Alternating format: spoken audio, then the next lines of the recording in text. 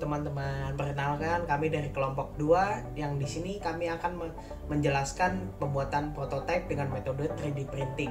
Itu kita akan mengekstrud sebuah sketch yang berbentuk persegi panjang setebal 28 mm.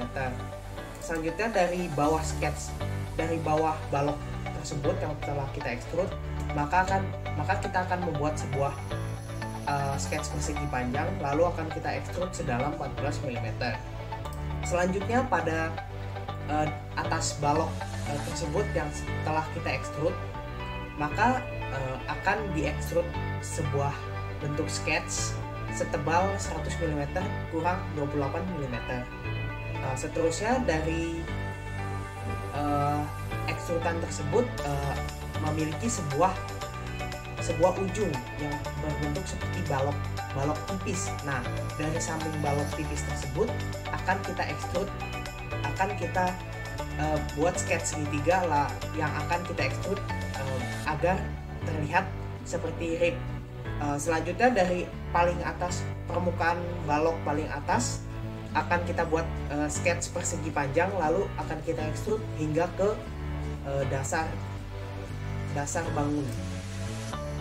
Yang terakhir yaitu pada sisi utama balok yang tadi 28 mm, kita akan membuat sebuah sketch lingkaran yang akan kita ekstrud juga agar menjadi sebuah lubang. Langkah-langkah proses 3D printing. 3D printing atau additive manufacturing adalah proses pembuatan objek 3 dimensi secara bertahap. Proses ini melibatkan beberapa langkah. Yang pertama, desain digital. Proses 3D printing dimulai dengan pembuatan model digital menggunakan perangkat lunak CAD seperti Fusion 360 dan Inventor. Model ini kemudian dikonversi ke dalam format file yang dapat diproses oleh printer 3D seperti STL atau OBJ. Yang kedua, persiapan file. File digital diproses oleh perangkat lunak Cycler yang memotong model 3D menjadi lapisan-lapisan horizontal yang sangat tipis. Perangkat lunak Cycler juga menentukan jalur pergerakan printer dan pengaturan lainnya seperti kecepatan cetak atau ketebalan lapisan. Yang ketiga adalah pemilihan material. Material untuk 3D printing bervariasi sesuai dengan teknologi yang digunakan. Beberapa material umum meliputi yang pertama adalah plastik tempur plastik, misalnya PLA atau ABS, digunakan dalam teknologi VDM. Resin cair digunakan dalam SLA dan dikeraskan oleh sinar UV. Yang ketiga, bubuk logam plastik digunakan dalam SLS untuk membentuk objek dari partikel bubuk. Keempat yaitu proses pencetakan. Setelah semuanya siap, file G-code yang dihasilkan oleh slicing software diunggah ke printer dan proses cetak dimulai. Selama proses cetak, printer akan mengekstrusi filamen lapis demi lapis sesuai dengan model 3D. Pemantauan selama pencetakan penting untuk menghindari masalah seperti nozzle tersumbat, warping, atau kesalahan lapisan. Teknologi pencetakan yang berbeda memiliki metode kerja yang berbeda, seperti yang pertama FDM. Material termoplastik dilelehkan dan diekstrusi melalui nozzle yang bergerak sesuai dengan jalur cetak, membangun objek lapis demi lapis. Kemudian ada SLA, resin cair dipolimerisasi oleh sinar laser ultraviolet untuk membentuk objek padat. Setiap lapisan resin dikeraskan sebelum lapisan berikutnya diterapkan. Kemudian ada SLS, laser digunakan untuk mengikat partikel bubuk menjadi objek padat.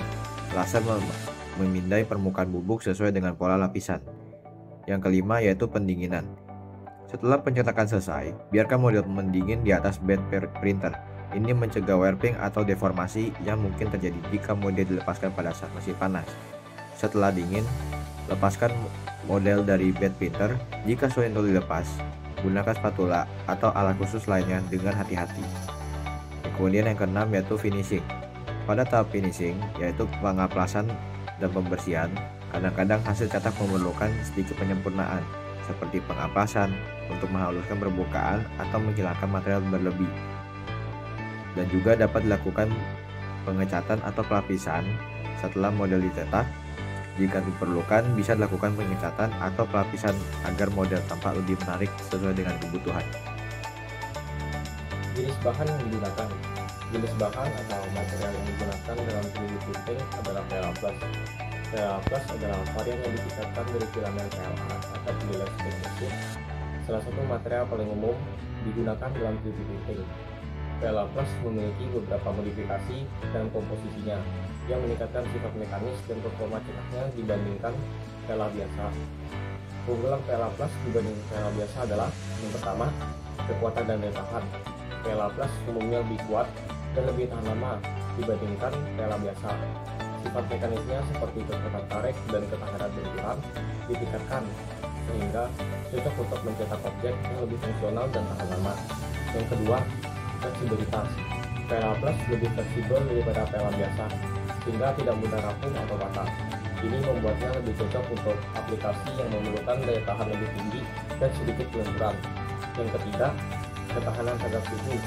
PLA+ umumnya memiliki ketahanan suhu yang sedikit lebih tinggi dibanding PLA biasa. Meskipun tetap lebih rendah daripada filamen seperti ABS atau PETG, peningkatan ini membantu dalam aplikasi yang memerlukan sedikit lebih banyak ketahanan panas. Dan yang keempat, lebih tahan terhadap retak. PLA+ cenderung lebih tahan terhadap retak dan kerusakan dibanding PLA biasa, terutama ketika terpapar tekanan atau guncangan. Sebelum benda kerja dicetak dengan menggunakan 3D print, kami melakukan penyetingan pada aplikasi Creality Print. Pada aplikasi tersebut, kami membandingkan ukuran dengan skala 1:1 dan 1:3 dan didapatkan hasil perbedaan waktu, panjang filamen yang digunakan, berat benda yang akan diprint, dan kos yang akan dikeluarkan untuk ngeprint benda tersebut. Untuk menghemat biaya, maka kami melakukan pengeprintan dengan skala 1:3. Walaupun begitu, hasil benda yang didapatkan terlihat dengan baik, dan ini merupakan hasil dari benda yang sudah kami print. Sekian video singkat penjelasan kami kali ini. Terima kasih.